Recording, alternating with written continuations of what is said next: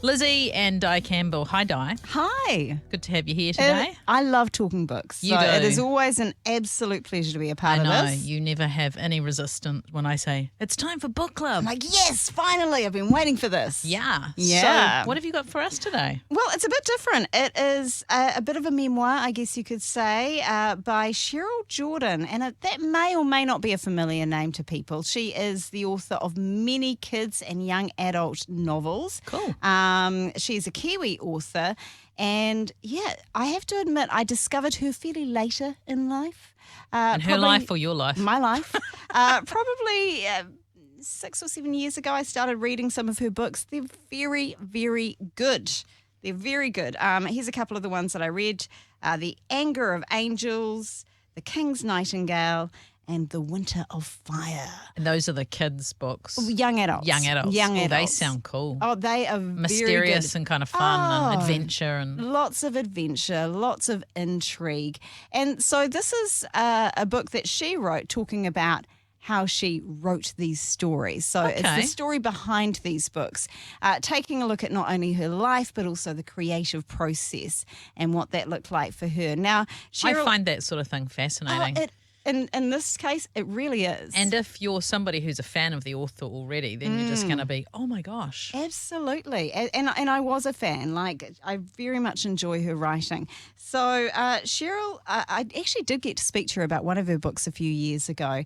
And one of the things that I found out about her is she's a Christian. And that is very faith is a huge part of this book as well, her faith in God. Yeah. So what we find out about her is that she is an illustrator, she's an author, and she is highly persistent. So she wrote many books and got rejected many, many times before she had success.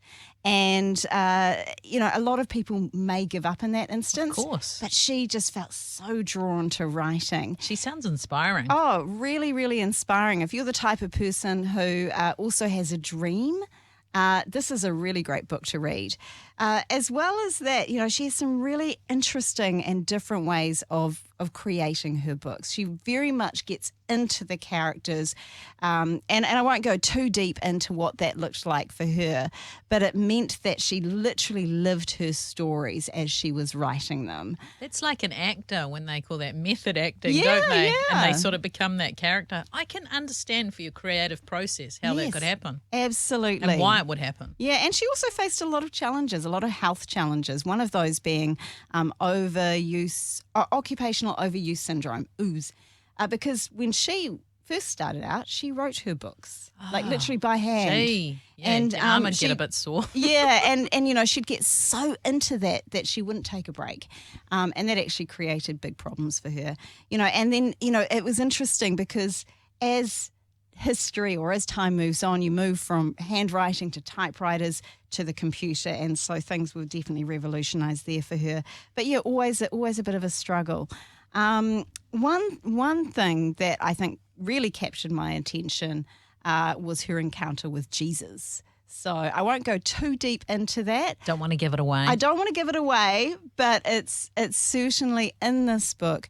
It's a fascinating read, and I think, if you're an author, but even if you're not, if you're just someone who likes a really interesting read, finding out about someone who overcame some really big challenges, then this is a great book. The Story Behind the Stories, Descending Fire by Sherryl Jordan. So good. Hey, we're just going to take a break.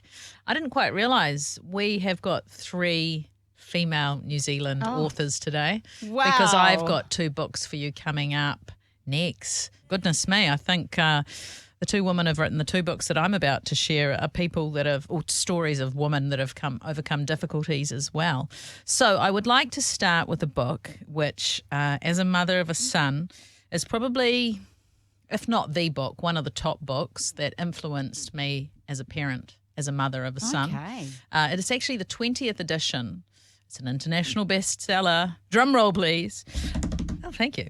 Yeah. He'll Be Okay, Growing Gorgeous Boys into Good Men by Celia Lashlie. I have heard of this book. I have read about it, but I haven't read it. So tell us about it. Yeah, so Celia was an absolutely amazing wahine toa. She died of cancer about 10 years ago, which was a great loss to New Zealand society because she, not only to her family, but because this woman is just something else. So she was the first female prison warden in a male prison. She then went on to be the head of a female prison.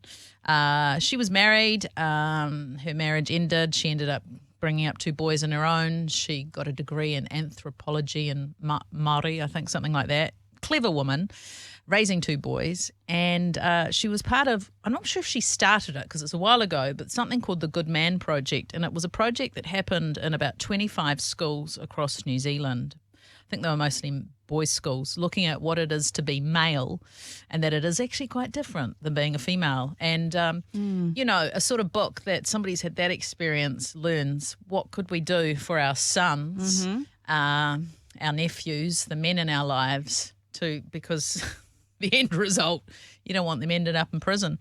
But as a mum, it really spoke to me. Now, it was interesting because one of the schools that were part of the project was Westlake Boys School, which my son ended up going to. But I probably read this book when he was only about 7 and he's turning 21 next Thursday. Next Thursday? Goodness gracious. Happy birthday. Yeah. So one of the things she speaks in here is she talks to mothers and she says to the mothers, kind of back off. Let them make their own lunch. Let them make some of their own decisions and things. And as you might find it hard to believe now, especially with my son. He's a full-on athlete in a pretty full-on sport, kickboxing. I was a helicopter parent. You know, he was probably 7 or something. You know, read that and you're going to take care of everything. And then this book's kind of like back off. Boys are boys. They think differently. They operate differently. And some of the things that I learned in that book probably would apply to girls. But, you know, I remember him getting to the point where he was maybe 12, 13 and he was doing loads of things for himself. And he said to me, none of my friends even know how to do this. And he was actually really proud of himself because he was making his own lunches. He was probably doing his own washing. He would have been doing a bunch of stuff. Yeah, that's awesome. And I'm not saying that there weren't other boys doing that.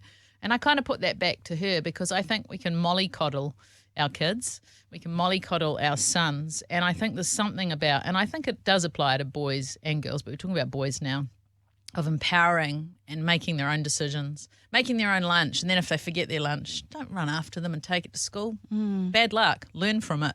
Yeah. So that's just a really small thing, but it really impacted me as a mother. And I just think it's such a glorious book. There's a prologue, an introduction from her daughter. There's a really amazing documentary that came out in 2018 on Celia, which I'd highly recommend. I remember she was interviewed on Shine TV many years ago. Such a good book. This woman knew something. I still miss her. Highly recommended.